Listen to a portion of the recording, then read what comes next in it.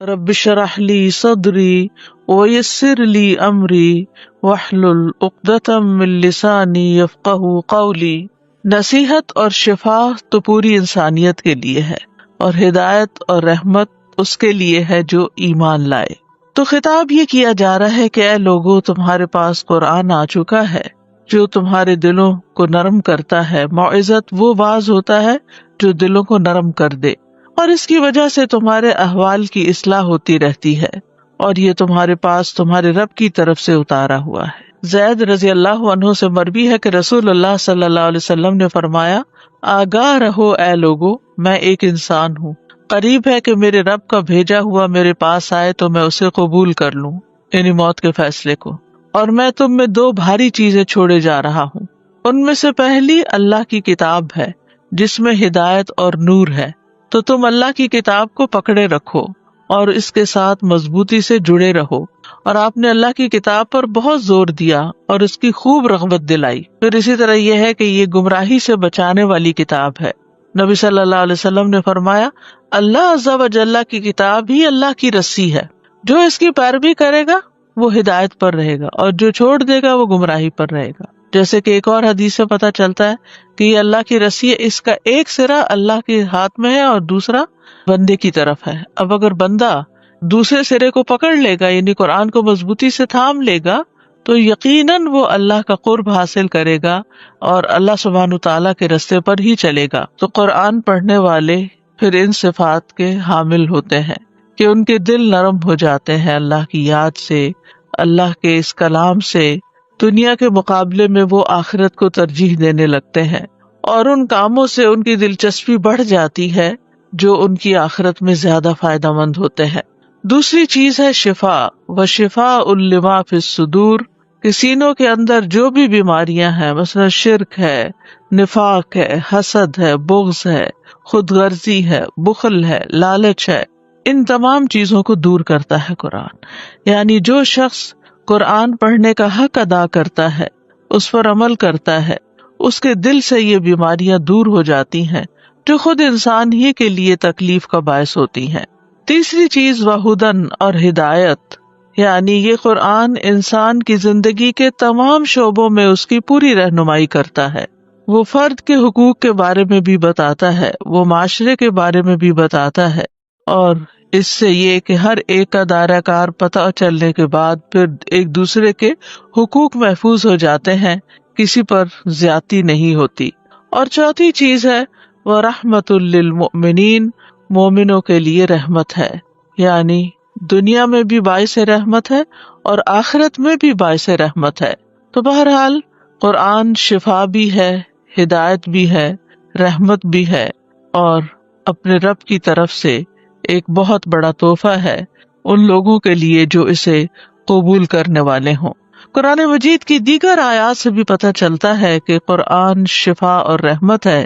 سورۃ بنی اسرائیل کی آیت نمبر 82 میں اللہ تعالیٰ فرماتے ہیں، وَنُنَزِّلُ مِنَ الْقُرْآنِ مَا هُوَ شِفَاءٌ وَرَحْمَةٌ وَرَحْمَةٌ لِّلْمُؤْمِنِينَ وَلَا يَزِيدُ الظَّالِمِينَ إِلَّا خَسَارًا، اور ہم قرآن میں جو کچھ نازل کرتے ہیں وہ مومنوں کے لیے تو شفا اور رحمت ہے، مگر ظالموں کے خسارے ہی میں اضافہ کرتا ہے۔ مجاہد اور قتادہ کہتے ہیں، جو بھی قرآن کے ساتھ مجلس اختیار کرتا ہے تو جب وہ اٹھ کر جاتا ہے تو یا وہ اضافے کے ساتھ اٹھتا ہے یا کمی کے ساتھ اٹھتا ہے۔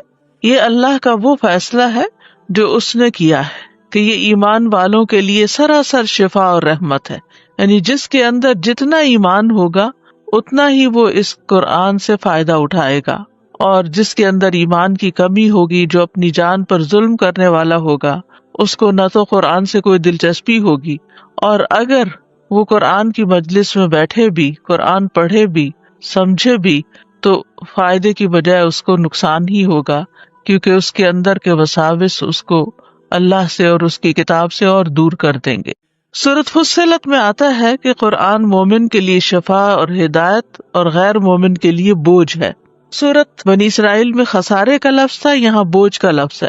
قُلْ هُوَ لِلَّذِينَ آمَنُوا هُدًى وَشِفَاءٌ وَالَّذِينَ لَا يُؤْمِنُونَ فِي آذَانِهِمْ وَقْرٌ وَهُوَ عَلَيْهِمْ عَمًى، کہہ دیجئے یہ قرآن ان لوگوں کے لیے جو ایمان لائے ہدایت اور شفا ہے، اور وہ لوگ جو ایمان نہیں لاتے ان کے کانوں میں بوجھ ہے، اور یہ ان کے حق میں اندھا ہونے کا باعث ہے۔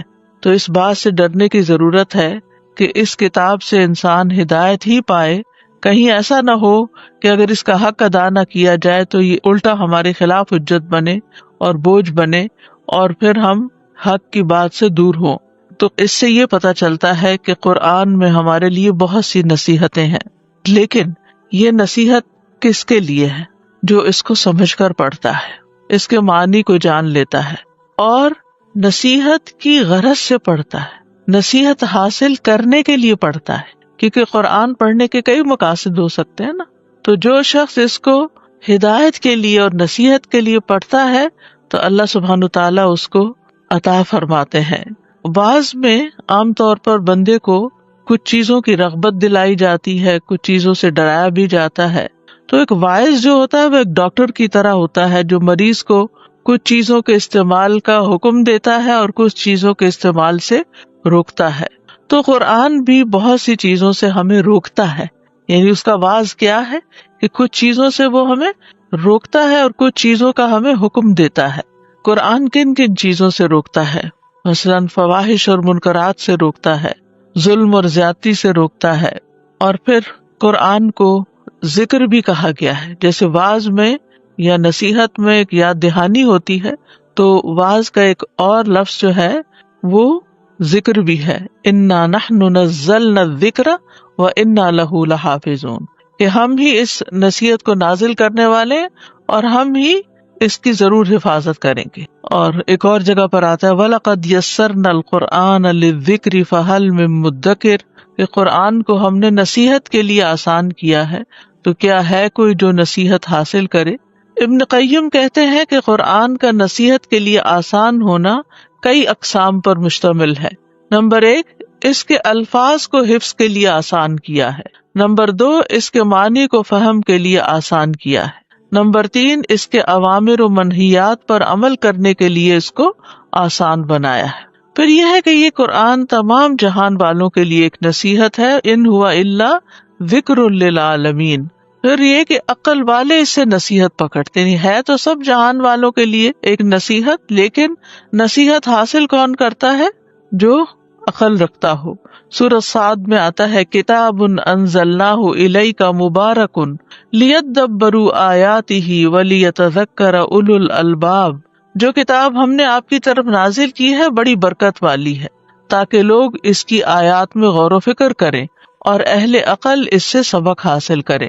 سورۃ یاسین میں آتا ہے ان ہوا الا ذکر وقرآن مبین لینذر من کان حیا، کہ وہ تو سراسر نصیحت اور واضح قرآن کے سوا کچھ نہیں تاکہ اسے ڈرائے جو زندہ ہو، یعنی یہ قرآن اس کو خبردار کرتا ہے جس کا دل زندہ ہو۔ پھر اسی طرح یہ ہے کہ اس سے یہ بھی پتہ چلتا ہے کہ جو علم حاصل کرتا ہے اور توجہ سے حاصل کرتا ہے وہی اس قرآن سے فائدہ اٹھاتا ہے۔ وَتِلْكَ الْأَمْثَالُ نَضْرِبُهَا لِلنَّاسِ وَمَا يَعْقِلُهَا إِلَّا الْعَالِمُونَ، یہ مثالیں جو ہم لوگوں کے لیے بیان کرتے ہیں انہیں صرف جاننے والے ہی سمجھتے ہیں۔ قرآن مجید کے نصیحت کے انداز کیا ہیں؟ اس میں نمبر 1 خوشخبری دینا، نمبر 2 ڈرانا، یعنی نصیحت کے لیے وہ خوشخبری بھی دیتا ہے اور ڈراتا بھی۔ اور آپ یہ غور کریں گے قرآن پڑھتے ہوئے کہ جہاں خوشخبری کی بات آئی ہے وہاں عذاب کی بات بھی آئی ہے، اور جہاں کہیں عذاب کی بات آئی ہے وہاں خوشخبری کی بات بھی آئی ہے۔ پھر قرآن کا جو اسلوب ہے اس میں سوال بہت ہے، اس کو اسلوب استفہام کہتے ہیں، کہ سوال کر کے لوگوں کے ذہن کو سوچنے کے لیے مجبور کیا گیا ہے کہ انسان غور و فکر کرے۔ مثلاً قرآن مجید میں آتا ہے افلا تعقلون، افلا تتفکرون، افلا تتذکرون، کیا تم سمجھتے نہیں، کیا تم غور نہیں کرتے، کیا تم نصیحت حاصل نہیں کرتے۔ اسی طرح قرآن واقعات کے ذریعے نصیحت کرتا ہے، واقعات کے ذریعے، یعنی اوپر ہم نے جو مین آیت پڑھی اس میں آیا نا کہ یہ تمہارے پاس ایک نصیحت آ گئی ہے، تو نصیحت کس کس انداز میں؟ ڈرا کے، خوشخبری دے کے بھی، سوال کر کے بھی، اور واقعات سنا کے بھی، یعنی پچھلی قوموں کے جو حالات ہیں۔ وَكُلًّا نَقُصُّ عَلَيْكَ مِنْ أَنْبَاءِ الرُّسُلِ مَا نُثَبِّتُ بِهِ فُؤَادَكَ وَجَاءَكَ فِي هَٰذِهِ الْحَقُّ وموعظۃ وذکریٰ للمؤمنین، اور ہم رسولوں کی خبروں میں سے ہر وہ چیز تجھ سے بیان کرتے ہیں جس کے ساتھ ہم آپ کے دل کو ثابت رکھتے ہیں، اور آپ کے پاس ان میں حق اور مومنوں کے لیے نصیحت اور یاد دہانی آ گئی ہے۔ پھر اسی طرح یہ شیاطین کی گمراہی سے بچانے کا ذریعہ ہے۔ عبداللہ فرماتے ہیں بے شک اس سیدھے رستے پر آمد و رفت رہتی ہے، یہاں شیطان آتے رہتے ہیں اور بلند آواز سے کہتے ہیں اے اللہ کے بندے اس دوسرے رستے پہ آ جاؤ، بس تم اللہ کی رسی کو مضبوطی سے تھام لو، اور بے شک قرآن اللہ کی رسی ہے۔ یعنی جب انسان کے دل میں یہ خیالات یا وسوسے آنے لگے کہ اس کام کو چھوڑ کر کچھ اور کر لیا جائے، تو عبداللہ بن مسعود کی یہ نصیحت یاد رکھیں کہ تم اللہ کی رسی کو مضبوط تھام لو، بے شک قرآن ہی اللہ کی رسی ہے، یعنی اس کو نہیں چھوڑنا۔ پھر اسی طرح قرآن کی تعلیم کی بدولت انسان کو روشنی اور فرقان ملتا ہے، حق کو باطل میں فرق کرنے کی صلاحیت ملتی ہے، صحیح اور غلط کی پہچان ملتی ہے۔ سورۃ الطلاق میں آتا ہے رسولا یتلو علیکم آیات اللہ مبینات لیخرج الذین آمنوا وعملوا الصالحات من الظلمات الی النور، ایک ایسا رسول جو تمہیں اللہ کی واضح آیات پڑھ کر سناتا ہے تاکہ ایمان لانے والوں اور نیک عمل کرنے والوں کو تاریکیوں سے نکال کر روشنی کی طرف لائے۔ تو چاہے غموں کا اندھیرا ہو یا جہالت کا اندھیرا ہو، کفر کا اندھیرا ہو یا نفاق کا اندھیرا ہو، کسی بھی طرح کا غم دل پہ چھائے، فکر اور پریشانی چھائے، تو پھر کیا کرنا چاہیے؟ جو رسول اللہ صلی اللہ علیہ وسلم نے کیا کہ اللہ نے ایک ایسا رسول بھیجا جو تمہیں اللہ کی واضح آیات پڑھ کر سناتا ہے، کیونکہ ہر شخص خود پڑھنا نہیں جانتا، پڑھ کر اس طرح کا مطلب نہیں سمجھتا جو سمجھنا چاہیے، تو یہاں پر اس بات کی وضاحت کر دی گئی۔ پھر اسی طرح یہ ہے کہ قرآن کو نور بھی کہا گیا ہے، یعنی ہدایت بھی رہنمائی کرنے والی چیز ہے، نور سے بھی انسان کو راہ ملتی ہے۔ وَأَنزَلْنَا إِلَيْكُمْ نُورًا مُبِينًا، ہم نے تمہاری طرف ایک واضح نور نازل کیا ہے، یعنی قرآن مجید۔ پھر قرآن کی بدولت حکمت اور دانائی ملتی ہے۔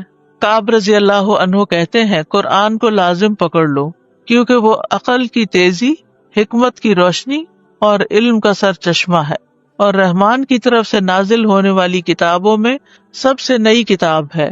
اللہ نے تورات میں یہ بات فرمائی ہے اے محمد میں تم پر جدید تورات نازل کروں گا جو نابینا آنکھوں، بہرے کانوں اور غفلت میں پڑے ہوئے دلوں کو کھول دے گی۔ تو اس سے یہ بھی پتہ چلتا ہے کہ اس سے انسان بہتر دیکھنے لگتا ہے، صرف فزیکلی نہیں بلکہ چیزوں کی حقیقت، لوگوں کی حقیقت، دنیا کی حقیقت سمجھ میں آنے لگتی ہے۔ اور اسی طرح یہ کہ انسان کے سننے کا انداز بدل جاتا ہے، پہلے وہ صرف اپنی پسند کی سننا چاہتا ہے، لیکن قرآن پڑھنے کے بعد اس کے اندر یہ وسعت بھی آ جاتی ہے کہ وہ اپنے علاوہ دوسروں کی بھی سنے، اور ہر اچھی بات کو سننے کا وہ شوقین ہو جاتا ہے۔ پھر اسی طرح غفلت میں پڑے ہوئے دلوں کو کھول دیتی ہے۔ تو یہ بھی بہت ضروری ہے کہ ہم جب پڑھیں تو دل کے ساتھ پڑھیں تاکہ دل کی غفلت دور ہو۔ قرآن گناہوں سے بچانے کا ذریعہ بھی ہے، یعنی صرف ہدایت کی راہ، عمل کی راہ نہیں دکھاتا بلکہ گمراہ ہونے سے بچاتا بھی ہے، گناہوں سے بچاتا بھی ہے۔ تو قرآن کو ہدایت کی غرض سے پڑھنا چاہیے کہ اس سے رہنمائی حاصل کریں۔ حسن بصری کہتے ہیں قرآن اس لیے نازل کیا گیا تاکہ اس پر غور و فکر کیا جائے اور اس پر عمل کیا جائے، لیکن لوگوں نے محض اس کی تلاوت کو اپنا عمل بنا لیا ہے۔ وہ سمجھتے ہیں کہ ہم تلاوت کر رہے ہیں تو ہم اس کا حق ادا کر رہے ہیں۔ تو نزول قرآن کا مقصد صرف تلاوت نہیں ہے، یعنی قرآن اللہ نے صرف اس لیے نہیں نازل کیا کہ بس ایک دوسرے کا مقابلہ کرو کہ میں نے رمضان میں 7 قرآن ختم کر لیے اور میں نے اتنا پڑھ لیا ہے۔ ٹھیک ہے، نبی صلی اللہ علیہ وسلم سے ثابت ہے کہ آپ ہر رمضان میں جتنا نازل ہوتا تھا اتنا جبریل علیہ السلام کے ساتھ دور کیا کرتے تھے، اور آخری سال آپ نے 2 دفعہ کیا۔ ٹھیک ہے، آپ 2 دفعہ ضرور پڑھیں، مثلاً تراویح میں پڑھ لیں اور 1 دفعہ دیکھ کے ویسے بیٹھ کے پڑھ لیں۔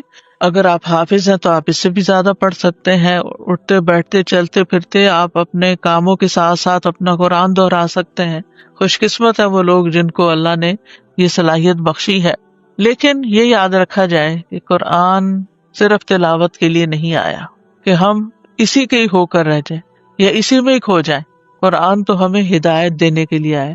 قرآن کی سب سے پہلی آیت قرآن کا تعارف کرواتی ہے ذالک الکتاب لا ریب فیہ ھدی للمتقین، کہ یہ کتاب جس میں کوئی شک نہیں متقین کے لیے ہدایت ہے، یعنی یہ آئی ہی ہدایت دینے کے لیے، راہ دکھانے کے لیے، رہنمائی کرنے کے لیے، صحیح اور غلط کا فرق بتانے کے لیے۔ اور پھر جتنا جتنا انسان اس میں تدبر کرتا جاتا ہے اتنا ہی اس کو رہنمائی بہتر طور پر ملتی جاتی ہے، کیونکہ قرآن پر تدبر سے ہی ہدایت ملتی۔ قرآن کی محض تلاوت کرنے اور اس پر عمل نہ کرنے والے کی سزا بھی ہے، یعنی ہم سمجھتے ہیں کہ ہم تلاوت کر کے یا صرف پڑھ کے یا دوسروں کو پڑھا کے کامیاب ہو گئے اور یہی کام رہ گیا دنیا میں، تو ایسا نہیں ہے، کیونکہ اگر ہمارا اپنا عمل اس کے مطابق نہیں ہوتا تو بہت سخت وعید ہے۔ رسول اللہ صلی اللہ علیہ وسلم نے فرمایا، میں معراج کی رات ایسے لوگوں پر گیا جن کے ہونٹ آگ کی کینچیوں سے کاٹے جا رہے تھے، جب بھی وہ کاٹے جاتے تو وہ مکمل ہو جاتے۔ میں نے پوچھا، اے جبریل یہ کون لوگ ہیں؟ انہوں نے کہا، یہ آپ کی امت کے وہ خطیب ہے جو وہ بات کہتے تھے جو خود نہیں کرتے تھے۔ بعض اوقات ہم چیز فارورڈ پہ فارورڈ کرتے چلے جاتے ہیں لیکن یہ نہیں سوچتے کہ اس پر ہم نے خود بھی عمل کیا یا نہیں، یا وہ ہمیں سمجھ بھی آئی یا نہیں۔ پھر اسی طرح یہ ہے کہ اگر کوئی شخص اس سے منہ موڑتا ہے، تکبر کر کے اس پر اڑا رہتا ہے، گویا اس نے کچھ سنا ہی نہیں، تو قرآن میں آتا ہے فَبَشِّرْهُ بِعَذَابٍ أَلِيمٍ، اس کو دردناک عذاب کی بشارت دے دو۔ یعنی اگر وہ غور و فکر نہیں کرتا اور آیات سنتا ہے، تکبر کرتے ہوئے اپنی مرضی اور اپنے خیالات پہ اڑا رہتا ہے، تو پھر اس کے لیے عذاب کی بشارت ہے۔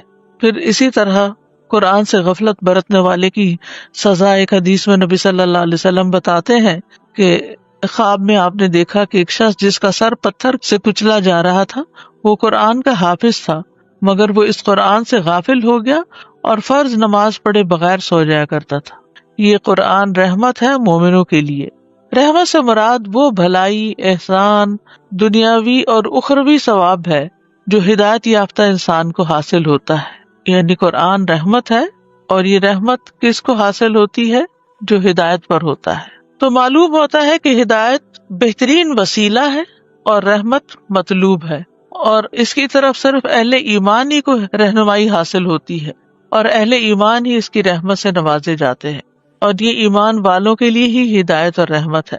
قرآن مجید میں آتا ہے وَهُدًى وَرَحْمَةٌ لِّلْمُؤْمِنِينَ، اور پھر جو اس قرآن کا انکار کرتا ہے تو یہ قرآن ان کے اندھے پن کا سبب بن جاتا ہے، اور اس کے ساتھ کفر کرنے کی سزا ہمیشہ کی بھڑکتی ہوئی آگ ہو جاتی ہے۔ اسی لیے کہا کہ یہ ایمان والوں کے لیے رحمت ہے، جو ایمان نہیں لاتے اس پر ان کے لیے رحمت نہیں بنتی بلکہ اندھے پن کا سبب بنتی ہے۔ پھر اسی طرح جو لوگ اس کتاب کو تھام لے وہ اللہ کی رحمت میں داخل ہوں گے۔ سورۃ النساء میں اللہ تعالیٰ فرماتے ہیں یا ایھا الناس قد جاءکم برہان من ربکم وانزلنا الیکم نورا مبینا فاما الذین آمنوا باللہ واعتصموا بہ فسیدخلہم فی رحمت منہ وفضل ویہدیہم الیہ صراطا مستقیما۔ اے لوگو، بے شک تمہارے پاس تمہارے رب کی طرف سے ایک واضح دلیل آ چکی ہے، اور ہم نے تمہاری طرف ایک واضح نور نازل کیا ہے، تو جو لوگ اللہ پر ایمان لائے اور اسے مضبوطی سے تھام لیا تو ان قریب وہ انہیں اپنی خاص رحمت اور فضل میں داخل کرے گا اور انہیں اپنی طرف آنے کی رہنمائی عطا کرے گا۔ تو اس آیت سے بھی یہ بات پتہ چلتی ہے کہ اللہ تعالیٰ کی رحمت اور فضل حاصل کرنے کے لیے ایمان لا کر اس کتاب کو مضبوطی سے تھامنا ضروری ہے۔ اور مضبوطی کا مطلب یہ نہیں کہ بس جکڑ پکڑ کے رکھے اس کو، مطلب یہ کہ اس کے ساتھ اسٹرانگ کنیکشن ہو ہمارا۔ پھر اسی طرح جب تلاوت قرآن ہوتی ہے گھروں میں، اس وقت فرشتے ان گھروں کو ڈھانپ لیتے ہیں، جیسا کہ اس حدیث میں آتا ہے جو لوگ اللہ کے گھروں میں سے کسی گھر میں اللہ کی کتاب کی تلاوت کرتے ہیں اور اس کی تعلیم میں مصروف ہوتے ہیں، ان پر سکینت نازل ہوتی ہے اور رحمت انہیں ڈھانپ لیتی ہے، اور فرشتے انہیں گھیر لیتے ہیں، اور اللہ ان کا ذکر اپنے پاس موجود فرشتوں میں کرتا ہے۔ گھروں سے شیاطین بھاگ جاتے ہیں، اس کی بدولت جان اور مال اور اولاد میں برکت ہوتی ہے۔ اللہ تعالیٰ اس کے ذریعے کچھ لوگوں کے درجات بلند کرتا ہے، دنیا میں بھی عزت عطا کرتا ہے اور آخرت میں بھی۔ امام ابراہیم مقدسی اپنے شاگرد عباس بن عبد الدائم کو کہا کرتے تھے، قرآن کی تلاوت کثرت سے کرو اور اسے ترک نہ کرو، تو جو تم طلب کرنا چاہتے ہو وہ تمہارے لیے اتنا ہی آسان ہو جائے گا جتنا تم قرات کرو گے. یعنی کسی مقصد کے لیے آپ اگر پڑھتے ہیں تو جتنا آپ پڑھتے جاتے ہیں اور دل کی حضوری بھی ہوتی ہے تو اتنا ہی آپ کا مسئلہ جلد حل ہوتا ہے. پھر اسی طرح یہ ہے کہ دنیا اور آخرت میں نجات ملتی ہے، بے پناہ اجر ملتا ہے، اور آخرت میں خاص طور پر قبر کے عذاب سے حفاظت کا ذریعہ ہے. قیامت کے دن قرآن انسانی شکل میں آئے گا جس کا رنگ اڑا ہوا ہوگا. وہ کہے گا میں وہی ہوں جس نے تجھے رات میں بیدار رکھا، یعنی تہجد یا تلاوت تراویح وغیرہ کے لیے، اور دن میں تجھے پیاسا رکھا. قیامت کے دن قرآن سفارشی بن کر آئے گا، بندے پر سایہ کرے گا، انسان کے لیے گواہی دینے والا ہوگا. قاری قرآن کے لیے عزت کا تاج اور اللہ کی رضامندی نازل ہوگی. والدین کے سر پر نور کا تاج پہنایا جائے گا. قرآن پڑھنے والوں کا جنت میں بہترین مقام ہوگا، اور جب سب لوگ وہاں چلے جائیں گے اور کسی کو کوئی شکایت نہیں رہے گی اور سب خوش ہو جائیں گے تو پھر اس کے بعد ہمیشہ ہمیشہ کی نعمتیں ہی نعمتیں ہوں گی اس کے لیے. تو اللہ تعالیٰ سے دعا کرتے ہیں کہ اللہ تعالیٰ ہمیں بھی ہدایت اور رحمت عطا فرمائے. ربنا لا تزغ قلوبنا بعد اذ ہدیتنا وہب لنا من لدنک رحمہ انک انت الوہاب. پھر اسی طرح اللہم اہدنی فیمن ہدیت. پھر یہ خاص دعا ہے جو قرآن سے متعلق ہے، اللہم انی عبدک وابن عبدک وابن امتک ناصیتی بیدک ماض فی حکمک عدل فی قضاؤک اسألک بکل اسم ہوا لک سمیت بہ نفسک او علمتہ احدا من خلقک او انزلتہ فی کتابک او استأثرت بہ فی علم الغیب عندک ان تجعل القرآن ربیع قلبی ونور صدری وجلاء حزنی وذہاب ہمی وغمی. یہ دعا جو ہے انسان کا رنج و غم بھی دور کرتی ہے اور قرآن کو سینے کی بہار بنا دیتی.